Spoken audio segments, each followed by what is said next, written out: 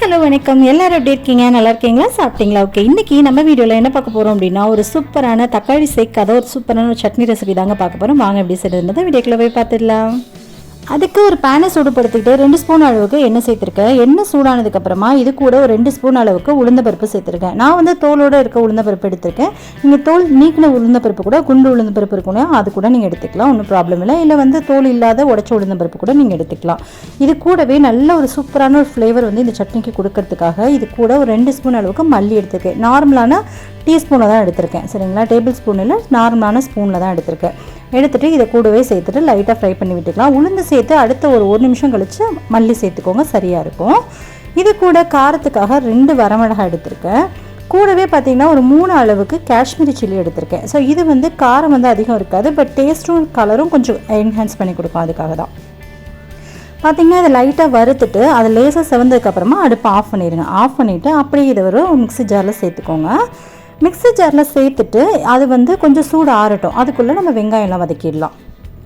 இப்போ ஒரு அதே பேனில் எண்ணெய் சூடுபடுத்திக்கலாம். ஒரு ஸ்பூன் அளவுக்கு எண்ணெய் சேர்த்துக்கலாம்.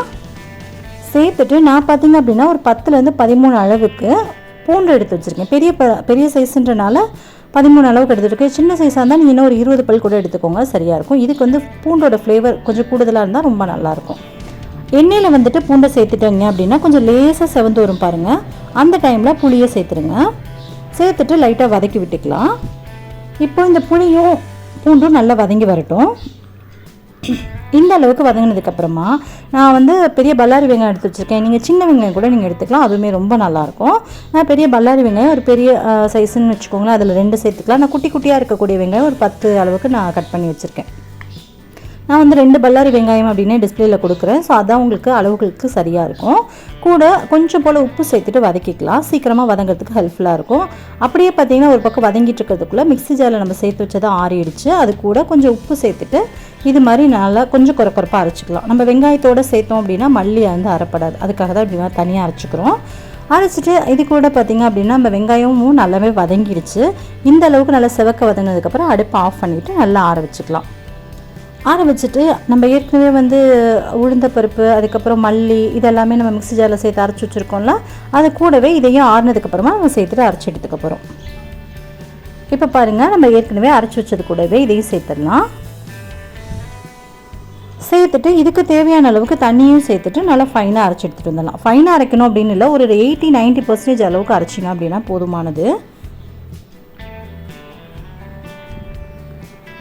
அப்படியே நான் ஒரு தட்டில் போட்டு ஆற வச்சுருந்தேன், அதனால தான் தட்டிலேருந்து எடுக்கிறேன். நம்ம அதே பேனில் வச்சு ஆற வச்சோன்னா ரொம்ப நேரம் ஆகும் ஆறுறதுக்கு. இப்போ இதை ஒரு தடவை நல்லா கிரைண்ட் பண்ணி எடுத்துகிட்டு வந்துடலாம். கிரைண்ட் பண்ணி எடுத்ததுக்கப்புறமா இதுக்கு தேவைக்கு ஏற்ப தண்ணி சேர்த்துட்டு அரைச்சிக்கலாம். இப்போ இது கூட ஒரு 1/2 கப் அளவுக்கு தண்ணி சேர்த்துக்கிறேன். சேர்த்துட்டு இப்போ மிக்ஸி ஜாரை க்ளோஸ் பண்ணிவிட்டு அரைச்சி எடுத்துகிட்டு வந்துடலாம். தண்ணி வந்து உங்களுக்கு தேவைக்கேற்ப நீங்கள் சேர்த்துக்கோங்க. அவ்வளோதான், நம்மளோட சூப்பரான தக்காளி சேர்க்காத அவ்வளோ சூப்பரான ஒரு சட்னி ரெடி ஆச்சுங்க. தக்காளி விற்கிற விலைக்கு தக்காளி எங்கள் ஊர்லலாம் பார்த்திங்கன்னா 120, ஒரு நேரம் 100 ரூபா அது மாதிரி விற்றுட்ருக்கு. உங்கள் ஊரில் என்ன ரேட்டுக்கு விற்கிதுன்னு கீழே கமெண்ட் பண்ணுங்கள். இந்த அளவுக்கு கரகரப்பாக அரைச்சிங்க அப்படின்னா, அதாவது ரொம்ப கரகரப்பாக இல்லை, ஒரு 90% அளவுக்கு அரைச்சிங்க அப்படின்னா டேஸ்ட்டு சூப்பராக இருக்கும். ரொம்ப வலுவலுப்பாக அரைச்சிட வேண்டாம். இது இட்லி, தோசை, சப்பாத்தி, இன்ஃபேக்ட் வந்து சாதம் கூட ரொம்ப நல்லாயிருக்கும். ஒரு ஒயிட் ரைஸ் வச்சு சாப்பிட்றோன்னா சாதத்தில் போட்டு பெரட்டி சாப்பிடவும் ரொம்ப நல்லாயிருக்கும். சாம்பார் சாதம், ரசம் சாதம் கூட தொட்டு சாப்பிட்றதுக்கும் ரொம்பவே நல்லாயிருக்கும். கண்டிப்பாக ட்ரை பண்ணி பாருங்கள். இப்போ இந்த சட்னி கூட ஒரு சின்னதாக தாளிப்பு கொடுத்துடலாம்.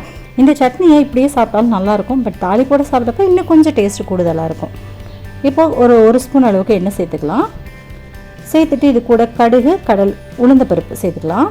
ஒரு 1/2 ஸ்பூன் அளவுக்கு கடுகும் 1 ஸ்பூன் அளவுக்கு உளுந்தம்பருப்பும் சேர்த்துக்கலாம். சேர்த்துட்டு உளுந்தம்பருப்பு லேசாக செவந்து வரட்டும். இந்த அளவுக்கு செவந்ததுக்கப்புறமா இது கூடவே அடுப்பை ஆஃப் பண்ணிவிட்டு கருவேப்பிலையும் அப்படியே சேர்த்துட்டு சட்னி கூட சேர்த்துற வேண்டியதான். கொஞ்சம் போல் கருவேப்பிலை சேர்த்துக்கோங்க. சேர்த்துட்டு அப்படியே சட்னி கூட சேர்த்துடலாம். அவ்வளோதாங்க, நல்லா சூப்பரான மணக்க அவ்வளோ டேஸ்ட்டான ஒரு சட்னி ரெடி ஆயாச்சு. கண்டிப்பாக நீங்களும் ட்ரை பண்ணி பாருங்கள். ட்ரை பண்ணி பார்த்துட்டு எப்படி இருந்துச்சுன்னு கமெண்ட்லாம் சொல்லுங்கள்.